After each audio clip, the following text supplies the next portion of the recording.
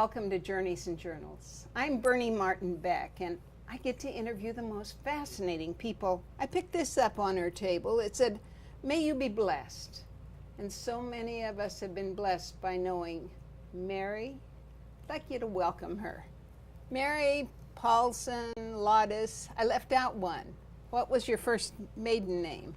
Brewer. Mary, where were you born? In Gentry, Arkansas. That's a long way from out west. Long way.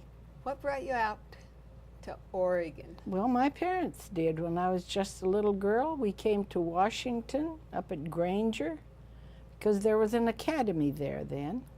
And we lived there a little while, and then we went back to Tennessee to the Madison School that they had. And then we came back to Granger and then to Oregon, and I've been an Oregonian since I finished the 8th grade. Well, are you going to tell us just what year that was you were born?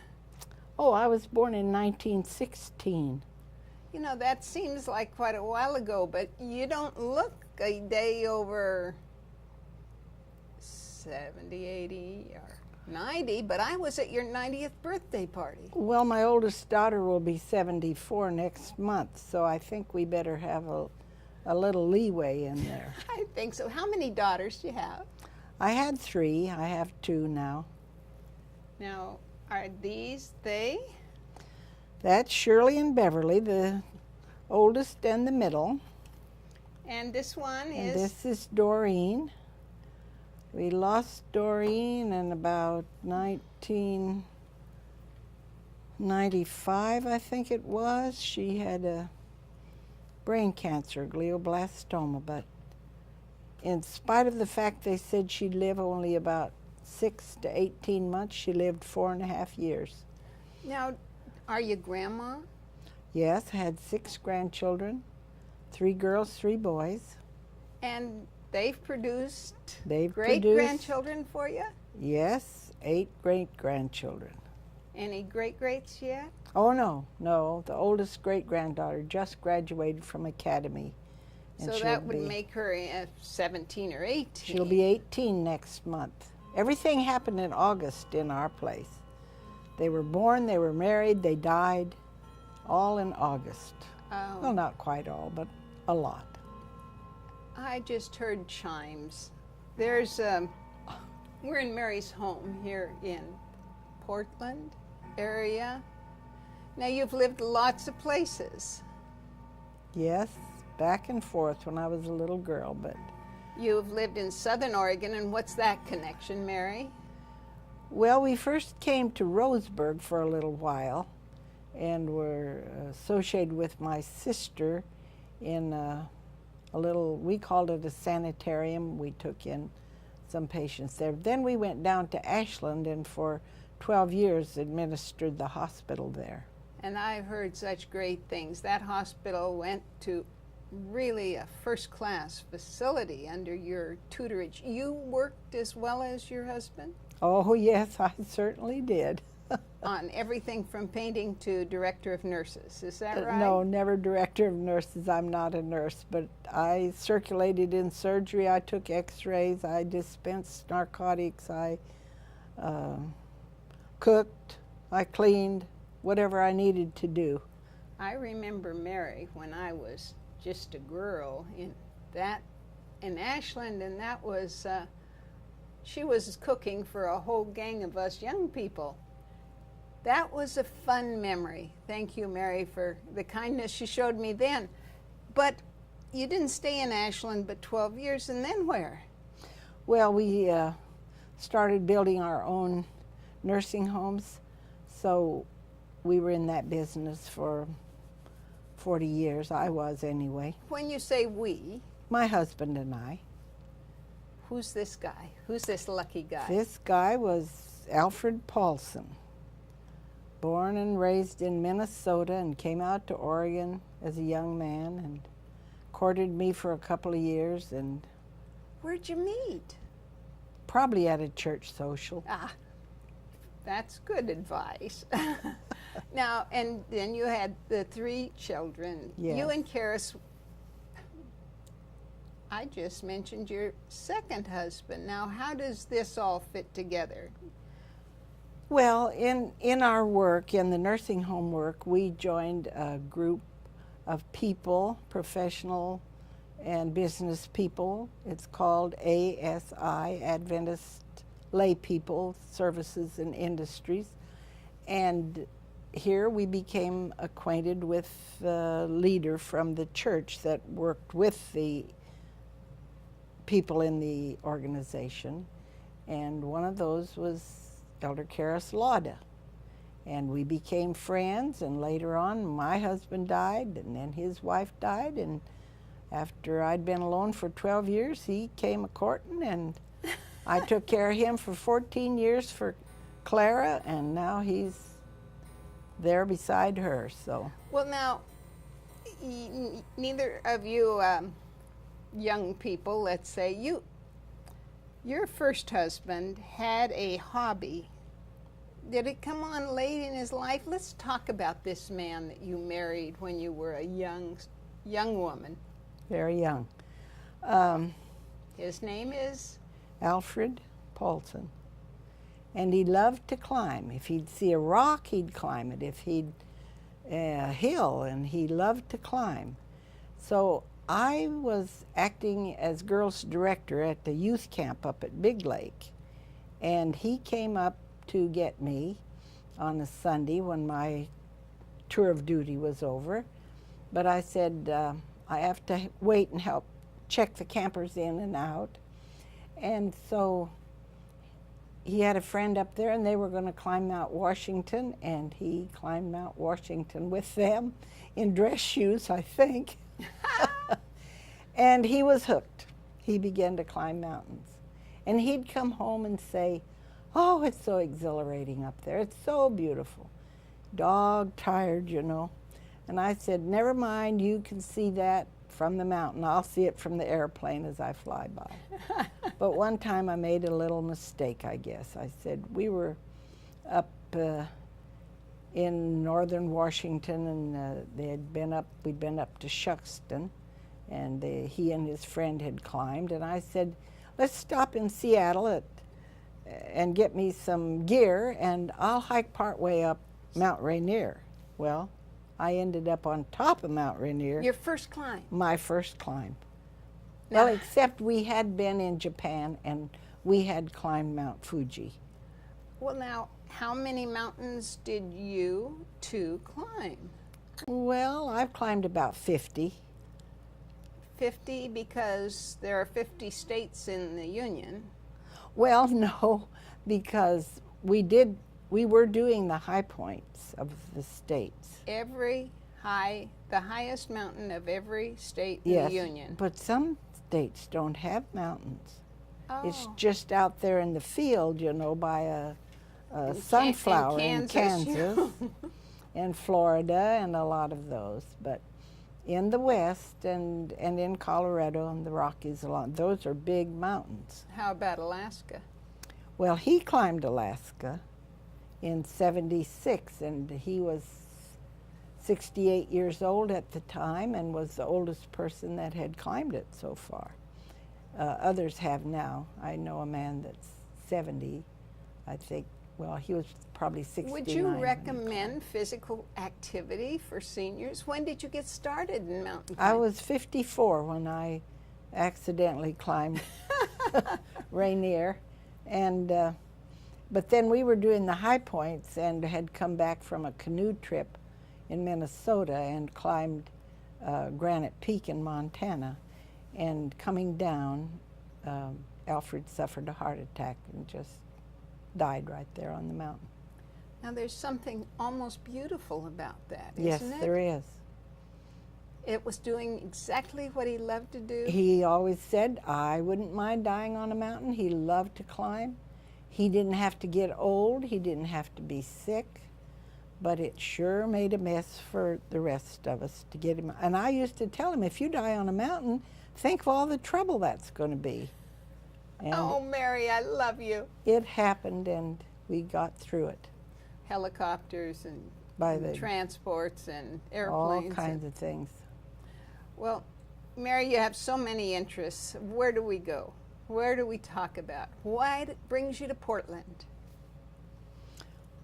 Well, I'm an old lady now, and Oh. it's time to retire, you know.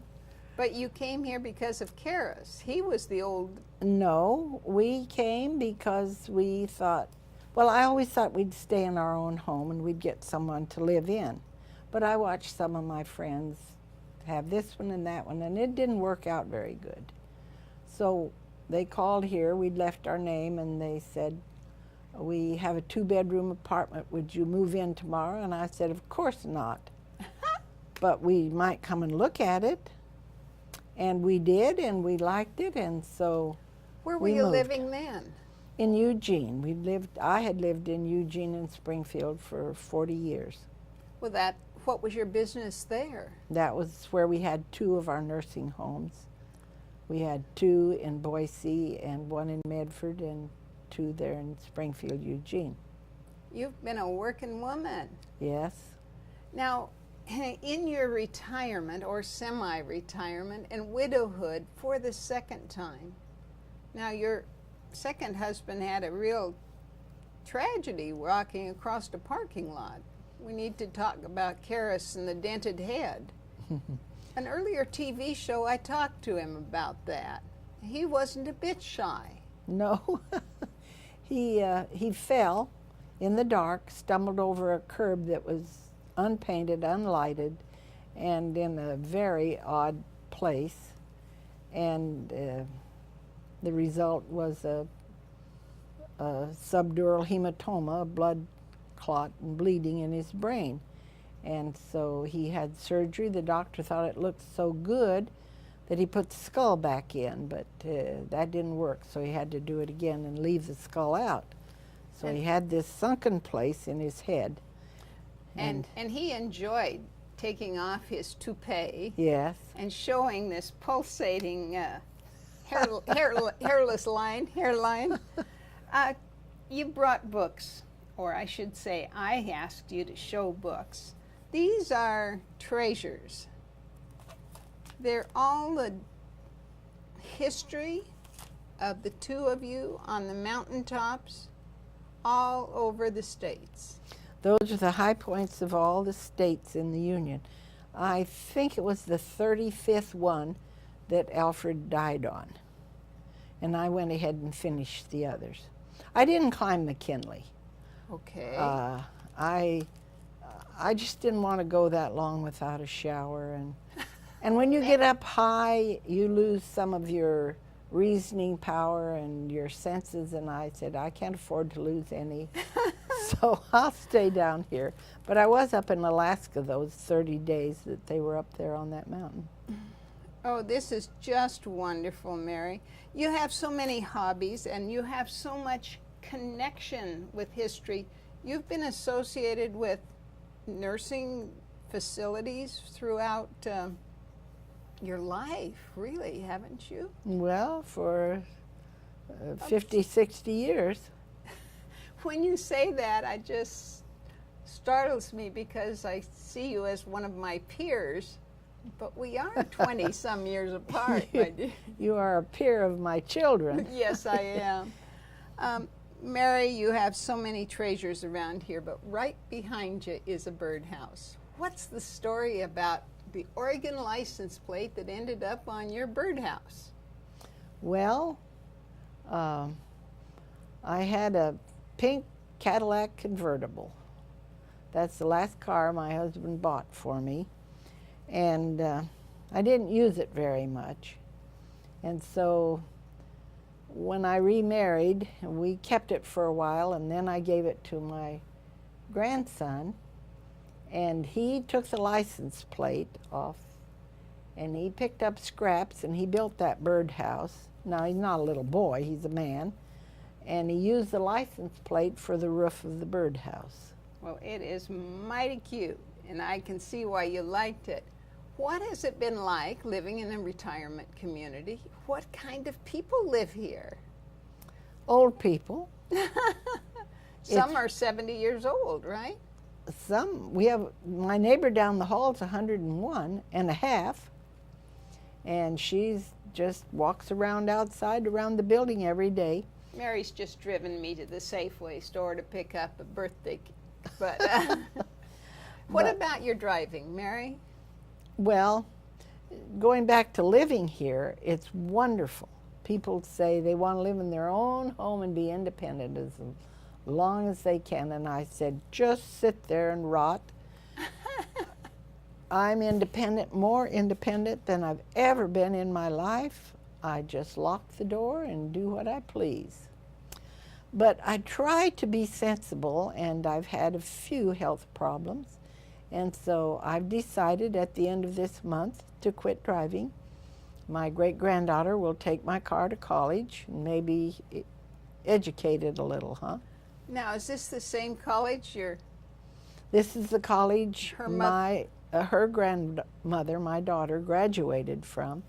So she's going back to her grandmother's alma mater in her great-grandmother's car.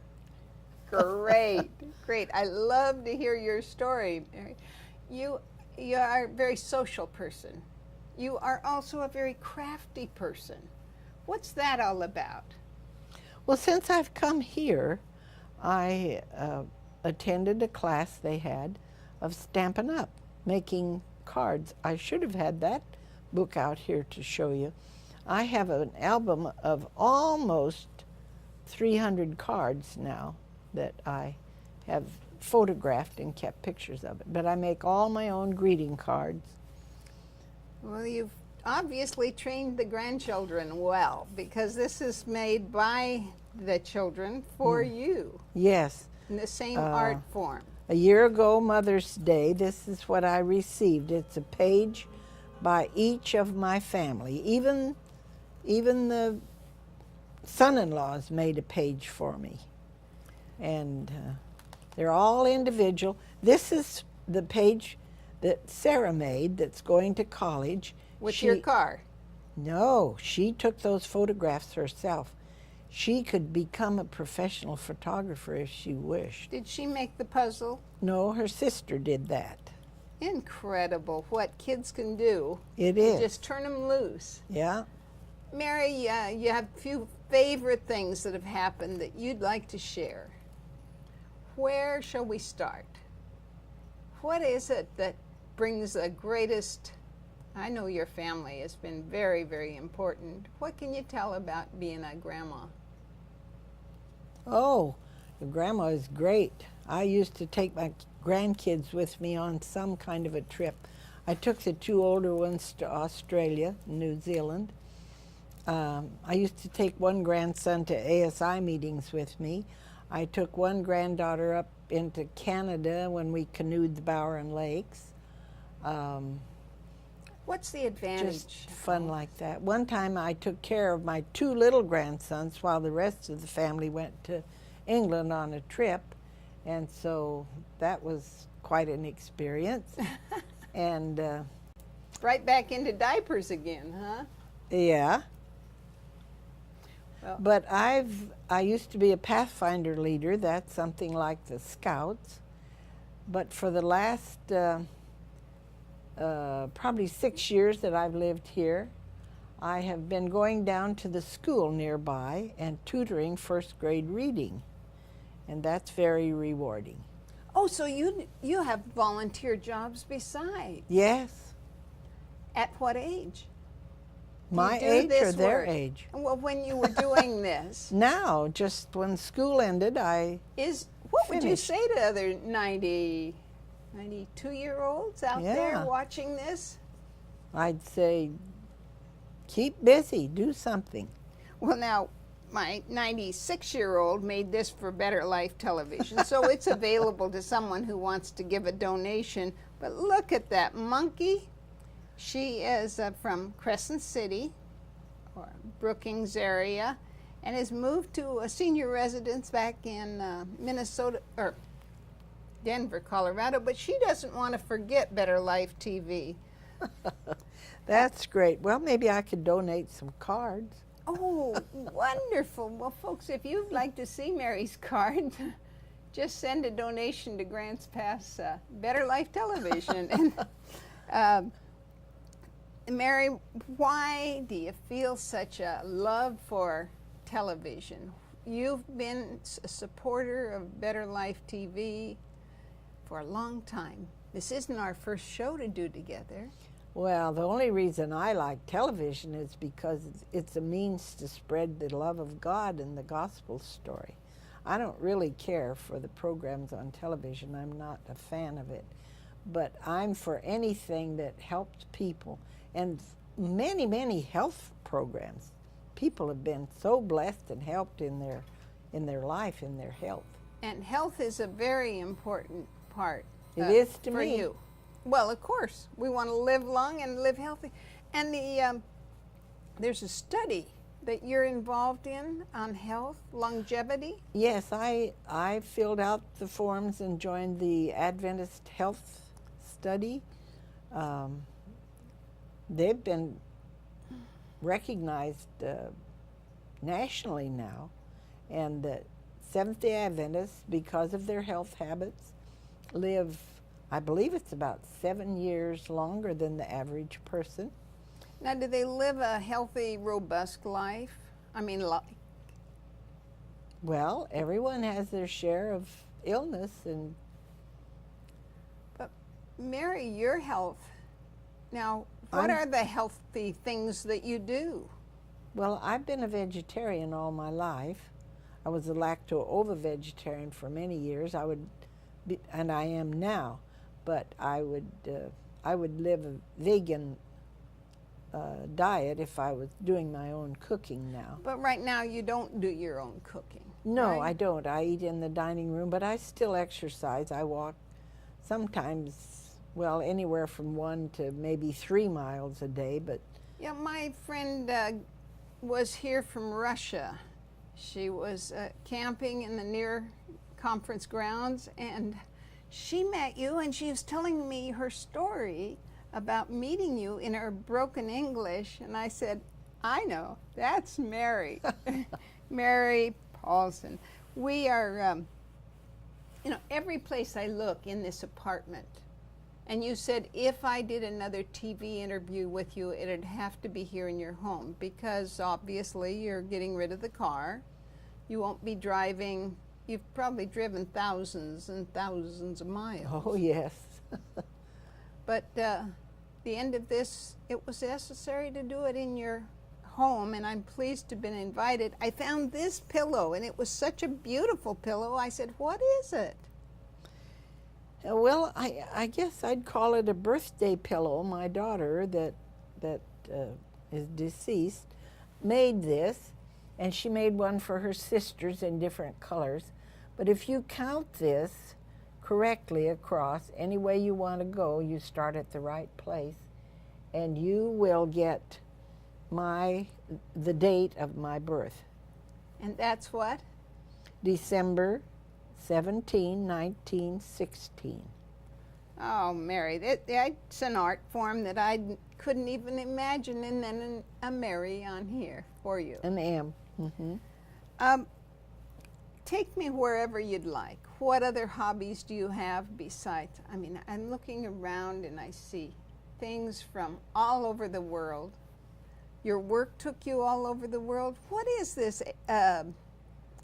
building? How did you get involved in the building? Maranatha International.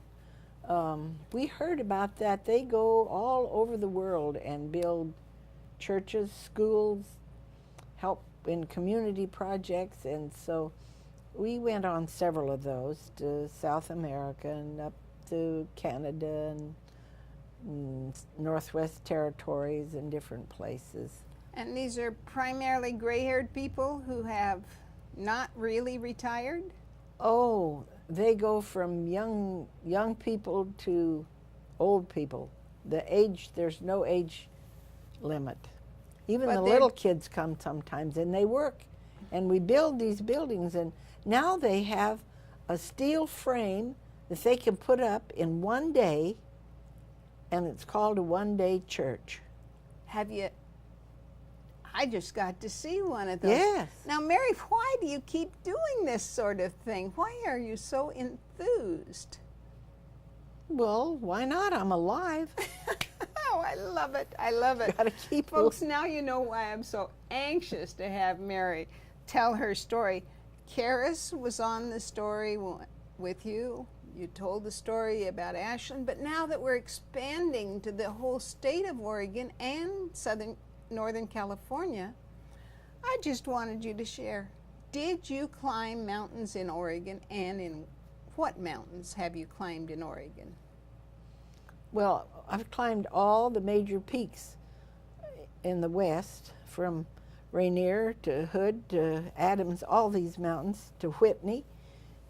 And then in Colorado and Montana, those are large mountains. Back east, they don't have big mountains, but I have been to the high point of every state, But in Oregon, including Hawaii. In Oregon, you didn't just do one mountain. You've done a whole string of them. Yes, I've climbed about 50 mountains, and I climbed Mount Hood 4 times. But the reason I'm in this area is we moved here to Gladstone, to Somerset Lodge, because of the surroundings, the view. It's nice, and I could get a vegetarian diet. I'm sorry. Well, that makes such good sense.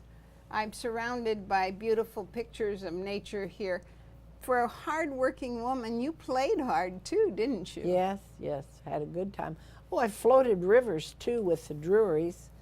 Went down through the Grand Canyon on a big raft, and the Snake, and the several rivers.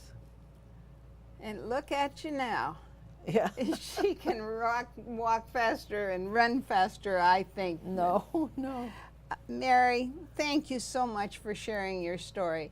You are an inspiration to me, and I was so anxious to share it. As our TV station is expanding throughout Oregon, this is the best news. It's my pleasure to be here in Portland with you, and I thank you so very much. I'm Bernie Martin Beck, saying thank you for traveling with us through flowers, through these gorgeous parts of our world. Enjoy.